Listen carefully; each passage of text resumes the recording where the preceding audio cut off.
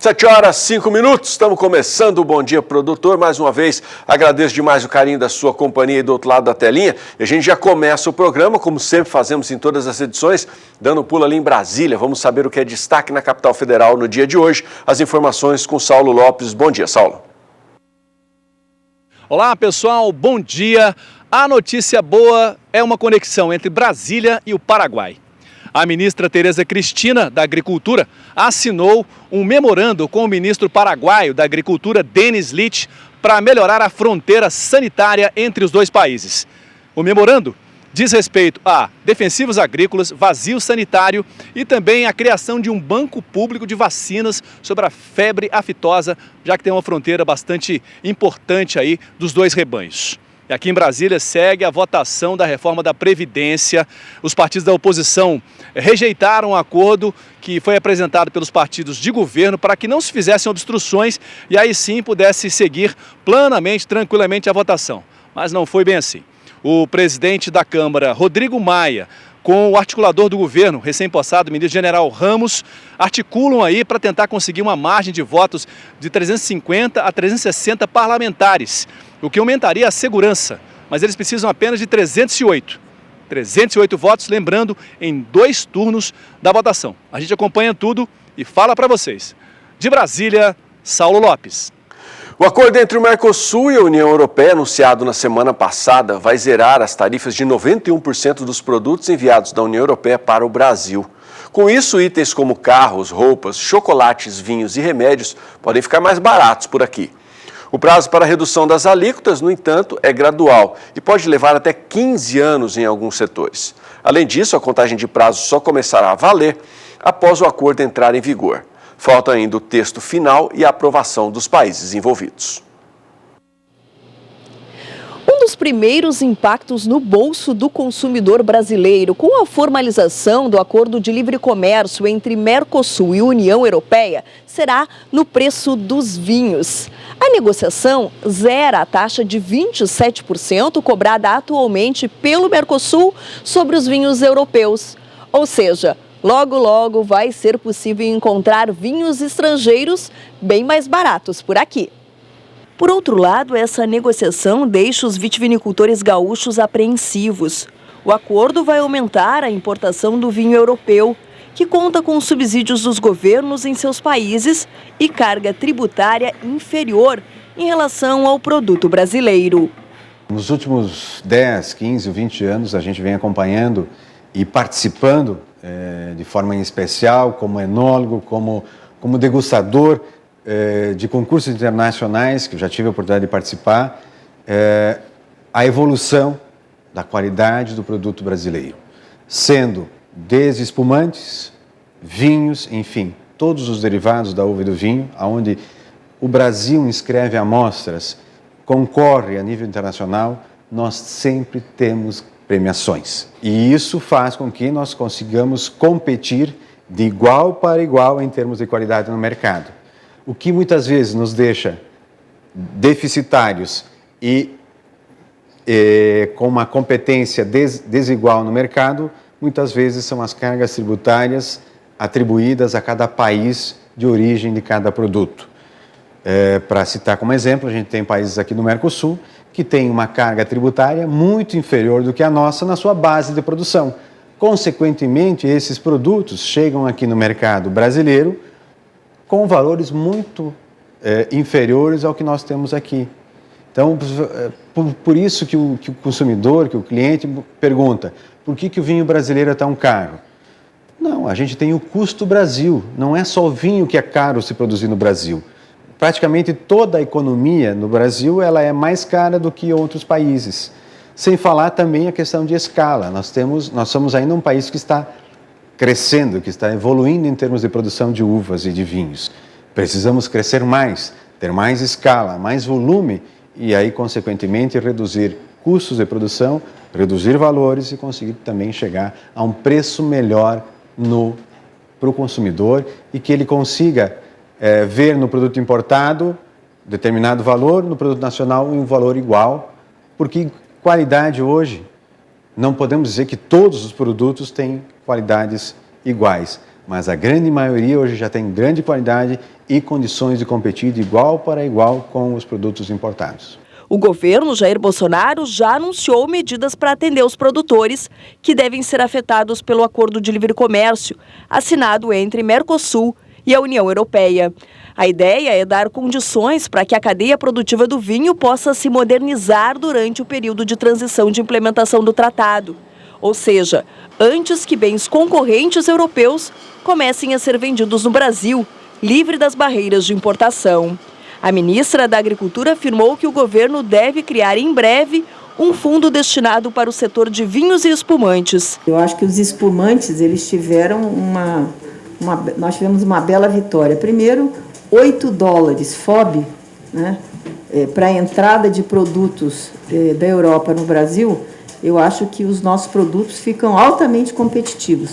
Nós vamos, na verdade, a gente tem que pensar o seguinte, é daqui para lá, né? Nós vamos ter um mercado muito maior para poder mandar espumantes que são produtos de muito boa qualidade, que o Brasil é muito competitivo. E aí serve não só para os espumantes, mas também para os vinhos, né, que esse setor vai ter uma ajuda para que ele possa se modernizar e ser competitivo.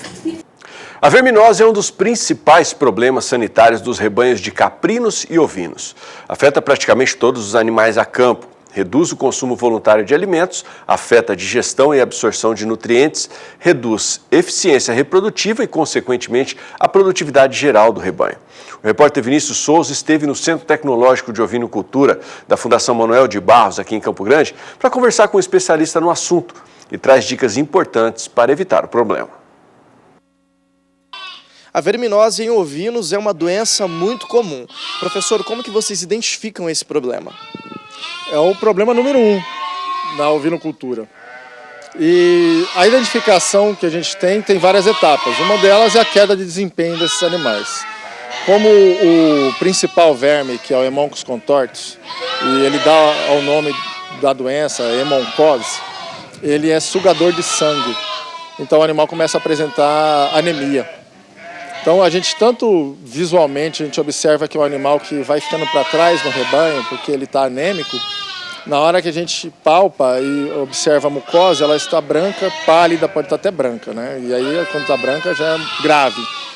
E algumas vezes também ela acaba tendo um chamado de edema de barbela. Você olha embaixo do queixo, está inchado, porque é um edema, é um inchaço que ocorre exatamente por falta de proteína no sangue, no caso, a hemácia. Aí, uma vez identificados esses animais, nós temos que, se tem um animal doente, nós temos que passar e identificar todos eles e seleciona. Tira para o lado, todos os animais estão doentes, nós vamos tratar só os doentes. Você não trata animal que não está doente. Que, infelizmente, foi isso que aconteceu, todo mundo tratava o rebanho todo e acabamos tendo resistência aos vermífugos. Uma vez agora, como nós temos muito poucos vermífugos que funcionam bem, eu tenho que separar os animais doentes, tratar esses animais, ficar perto da propriedade, até mais perto das casas, né, para a gente acompanhar a evolução deles. Uma vez que ele melhorou, ele solta para o rebanho novamente. Se ocorrer do animal que você tratou, ele adoecer novamente, a gente trata de novo. Agora, se ele for recidivante, acontecendo de novo, possivelmente esse animal é sensível ou está tendo uma falha na alimentação. Então, a gente fala que a sanidade entra pela boca. Se esse animal está bem alimentado, o verme não chega a espoliar ele a ponto dele dar problema. Agora, se espolia a ponto dele ficar doente e recidivar, esse animal é um animal que a gente caracteriza como sensível. Então, não vai mais reproduzir, nós não vamos deixar na propriedade, na primeira oportunidade a gente descarta ele. E no mesmo rebanho vai ter animais que não adoecem, então a gente chama eles de resistentes. Esses são os animais carimbados para nós como os melhores. Então, a gente quer que essa fêmea ela tenha filhos e o macho resistente que ele tenha filhos. Então a gente vai fazendo uma seleção também dentro do rebanho de animais mais resistentes. Em quais animais a enfermidade é mais identificada? Nos que estão em período de cria, de engorda, nas lactantes ou não lactantes? A fase mais crítica são as fêmeas que estão amamentando. Ela é cobrada 3 vezes. Ela é cobrada por ela mesma, para se manter. A cobrança maior vem dos cordeiros, que precisam do leite, então ela tem que estar produzindo leite o tempo todo, então ela está desviando recursos de manutenção para a produção. E vem a cobrança do verme, que porventura esteja dentro do seu trato gastrointestinal. Então, essa situação é a fase mais crítica. é a fêmea que mais sente, é o animal que mais sente. E também os cordeiros logo depois na desmama. Animais criados a pasto têm mais chance de pegar vermes do que animais confinados, né? No nosso caso, nós temos animais que estão confinados aqui, que já tomaram a sua dose de vermífugo antes de vir para cá. Então, nesse caso, eles não são a categoria problemática, eles estão fechados. Agora, combate, prevenção e tratamento. Fala disso pra gente. Prevenção primeiro, alimentação. Animal bem nutrido, ele tendo altos níveis de proteína na alimentação, ele consegue ter uma defesa que até faça com que ele conviva com os vermes. Você nunca vai acabar com os vermes. Já foi tentado isso. Nós não conseguimos acabar com os vermes porque aconteceu outra coisa. Os vermes se adaptaram aos vermífugos. Então nós, de certa forma, selecionamos os vermes mais resistentes. Então nós não vamos conseguir acabar. Então a forma de pensar é, esse animal vai sobreviver, vai conviver apesar da existência dele. Então, continuando na prevenção, se eu identificar animais sensíveis, eu tiro ele do rebanho. Combate, tratamento. Uma vez identificados os animais doentes, eu vou selecionar só os doentes. O que eu vou usar? Bom, nós temos diversas moléculas, desde as ivermectinas, que são as milbemicinas, nós temos mebendazol, levamisol, temos várias moléculas no mercado. Geralmente, aquela molécula que eu uso em maior quantidade na propriedade, a resistência dela já está impedindo que ela funcione. Então, a gente para de usar essa e passa para outra que exista no mercado.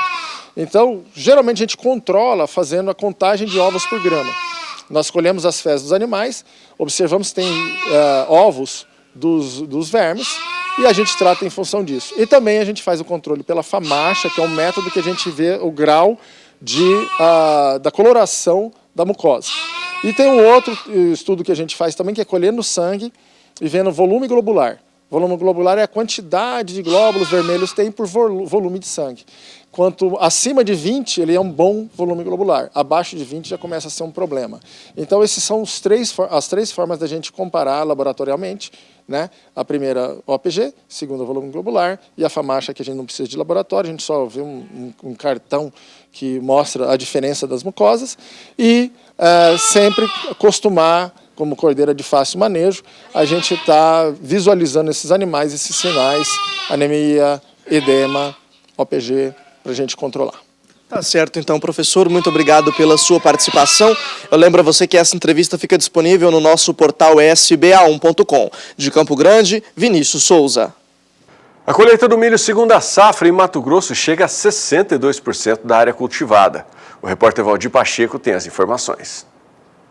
De acordo com o último boletim do IMEA, Instituto Mato Grossense de Economia Agropecuária, a colheita do milho no estado na safra 2018-2019 continua registrando um ótimo avanço. Nesse sentido, o estado já apresenta 62,09% da área plantada e um aumento semanal de 21,27 pontos percentuais. A quinta estimativa para a safra 2018-19 de milho em Mato Grosso vem apresentando manutenção da área cultivada e reajustes positivos quanto à produtividade e, consequentemente, na produção. No que tange à produtividade, a previsão passou de 107,03 sacas por hectare do último relatório para 109,26 sacas por hectare, incremento de 2,08% se comparado ao relatório anterior. Esta elevação foi pautada, sobretudo, nos rendimentos mais elevados observados até o momento e os maiores do que os já registrados em safras anteriores